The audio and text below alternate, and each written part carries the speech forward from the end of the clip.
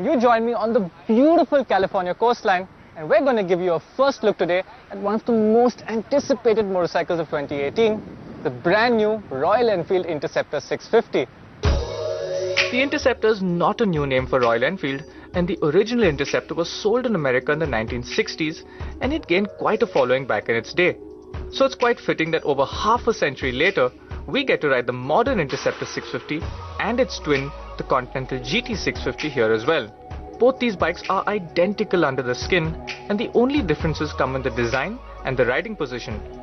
So we're going to focus this review largely on the Interceptor, which is sure to be the much bigger seller in our market. Now, it's nearly been a full year since we first saw the Interceptor 650 at EICMA 2017, and visually, not a lot has changed since. This is still an old school and very handsome looking motorcycle.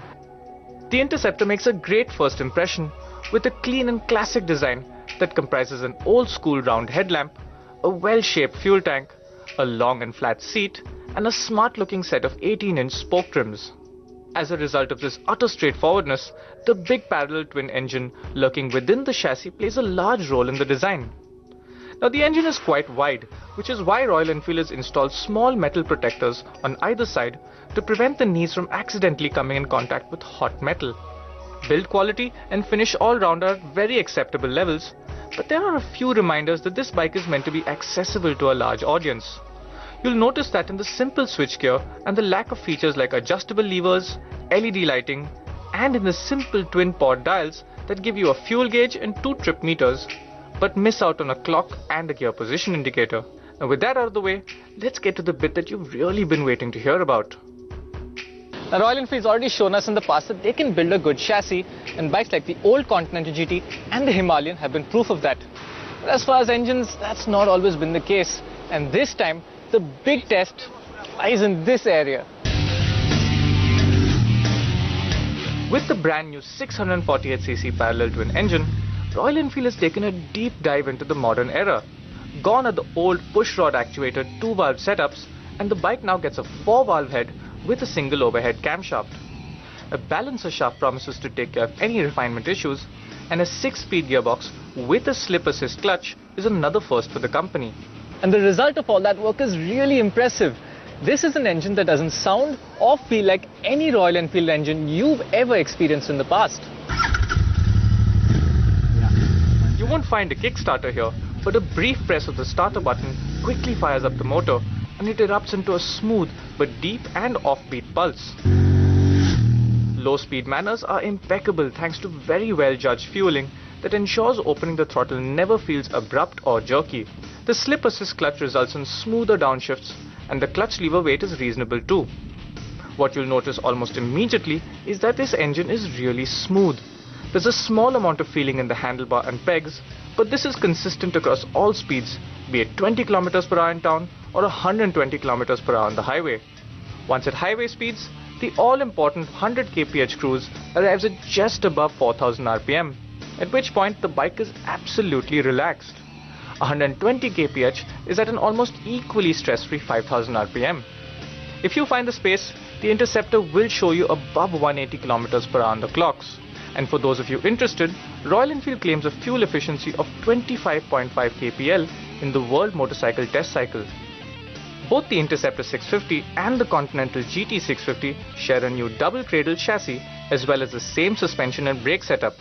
Dual channel ABS is standard, but there's no electronic wizardry in the form of traction control or riding modes.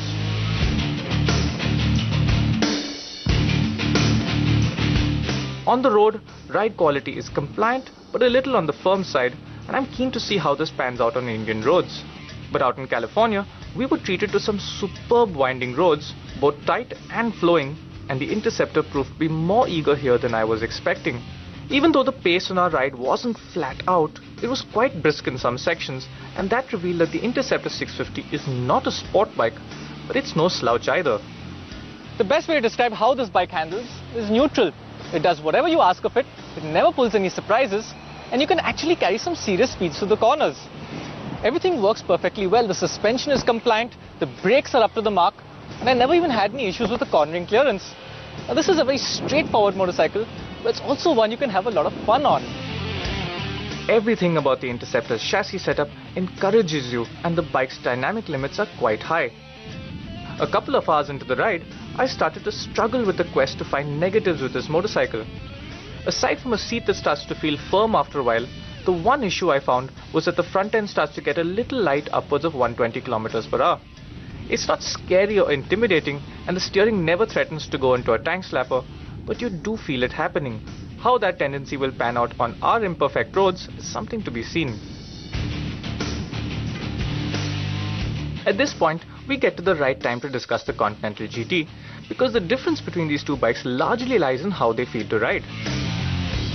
On the go, the GT puts you in a much more sporty riding position that makes a bike feel more involving on the right kind of roads, but it is more taxing on the back and wrists. What this also does is that it encourages you to ride harder and harder and pushes the chassis into a zone of discomfort faster than you would tend to do with the Interceptor. As you'd expect then, the Conti is the one to have for quick and exciting rides, but the Interceptor can be just as fast when you want it, and it is more of a pleasure to ride at slow speeds and over longer distances.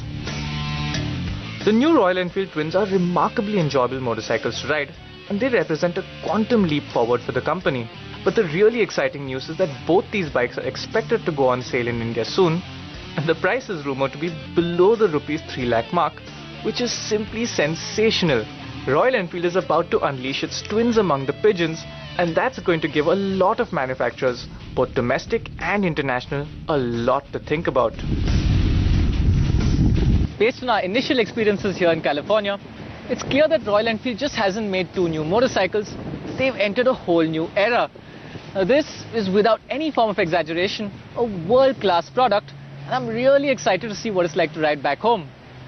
For now, I think the only questions that remain to be answered are how it'll fare in the long run, and just how competitive the price is going to be. Well done, Royal Enfield. Well done.